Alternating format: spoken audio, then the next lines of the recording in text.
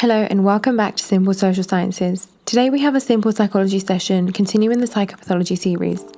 In today's session, we're looking at the cognitive explanation and treatment for depression. By the end of this session, you should be able to do the following. 1. Outline and evaluate the cognitive explanation for depression. And 2. Outline and evaluate the cognitive approach to treating depression. Let's begin. There are a number of cognitive explanations for depression, which argue that the disorder is the result of thinking. Becks' theory focuses on a person's cognitions and how these create a vulnerability to depression. Ellis's ABC model focuses on irrational thoughts. These are thoughts which interfere with us being happy and free of pain. Becks' cognitive theory of depression is made up of 3 key parts. The first is faulty information processing. This is when individuals tend to negative aspects of a situation, such as getting VIP tickets for BTS, but only focusing on the fact that they didn't get front row tickets. They also tend to blow small problems out of proportion. Another key aspect is a negative self-schema. Remember when we did a cognitive approach, we looked at schemas.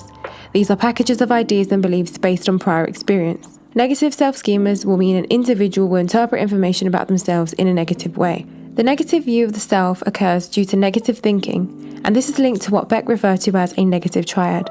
This includes negative view of the world is a cruel place, negative view of the future, my life will never get better, negative view of the self, I'm a failure. Ellis's ABC model focuses on irrational thoughts. Remember, these are thoughts that interfere with being happy and free of pain. The A in the model stands for activating event. This can be any event which triggers irrational beliefs. So let's say, for example, someone loses their job.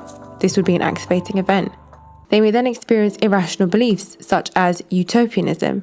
This is the view that life must be perfect and fair. This view is unrealistic and hinders happiness for individuals.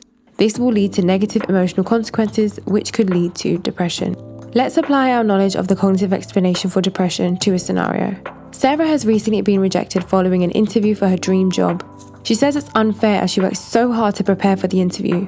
Sarah says she's a failure and cannot bear the pain of this rejection. She refuses to apply for any future jobs as there is no point. She will never get her dream job. She also refuses to leave her room, finds it difficult to sleep, and has recently lost her appetite. Referring to the cognitive explanation of depression, explain what might have caused Sarah's experience of depression. I will let you pause this episode to have a go at answering this yourself, and then I'll run through what I would say. Ellis might explain Sarah's situation using the ABC model. The activating event could have been the rejection from the interview. The irrational thoughts could include utopianism, that's unfair, even though she worked so hard she didn't get the interview. This may have led to unhealthy consequences, which were depression.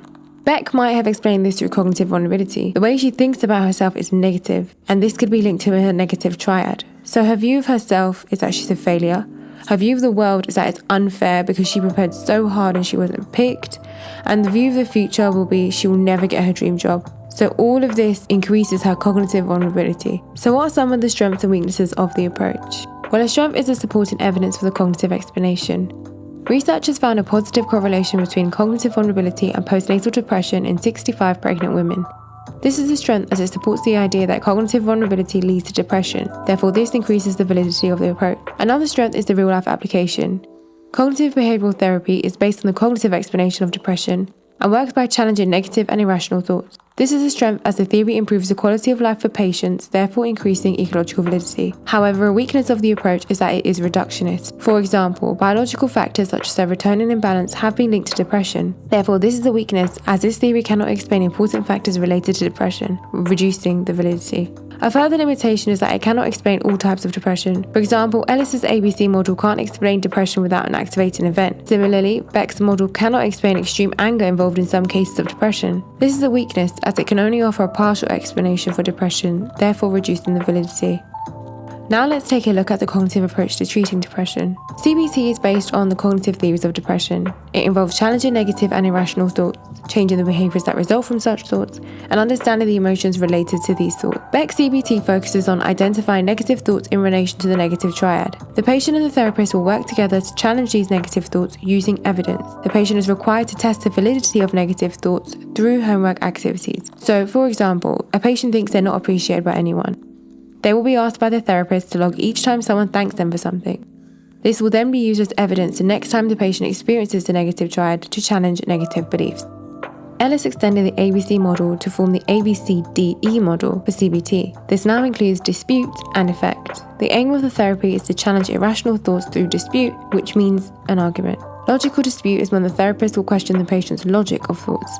Does the irrational thought make sense? Empirical dispute is when the therapist questions the evidence the patient has for irrational thoughts. What evidence is there to back these thoughts up? Now let's take a look at the strengths and weaknesses of using this approach to treat depression. A strength is the supporting evidence. For example, March et al. Compared CBT and drug therapy and found CBT to be just as effective as drug therapy.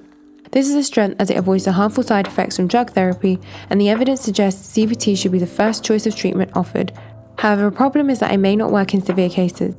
For example, in those severely depressed, they may not even want to leave their bed or their rooms, let alone attend therapy.